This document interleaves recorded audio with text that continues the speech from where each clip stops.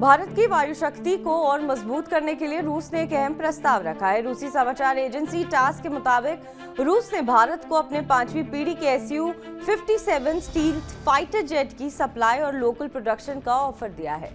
सूत्रों के अनुसार रूस 2026 तक भारत को सभी 5 S-400 Triumph air defence system की डिलीवरी पूरी कर देगा। इसी बीच दोनों देशों के बीच अतिरिक्त S-400 सिस्टम पर बातचीत भी जारी है। रूस की संघीय सैन्य तकनीकी सहयोग सेवा यानी FSMTC के प्रमुख दिमित्री सुगायेव ने कहा है कि भारत पहले से ही S-400 सिस्टम का इस्तेमाल कर रहा है।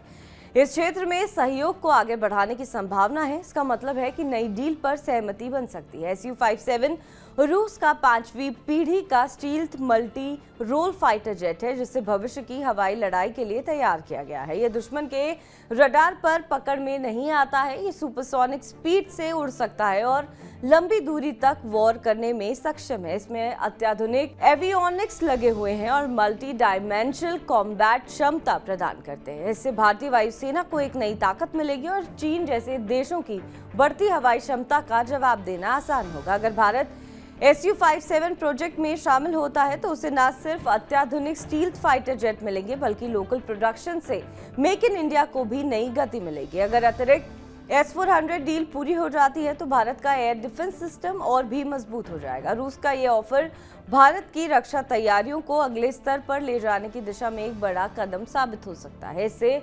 वायुसेना को दुश्मन के हवाई हमलों से बचाव करने और रणनीतिक बढ़त बनाए रखने में मदद मिलेगी। बहरहाल इस खबर पर आपका क्या कुछ कहना है, हमें कमेंट करके जरूर बताएं। बाकी देश विदेश की तमाम बड़ी खबरों के लिए आप देखते रहें TV9 डिजिटल।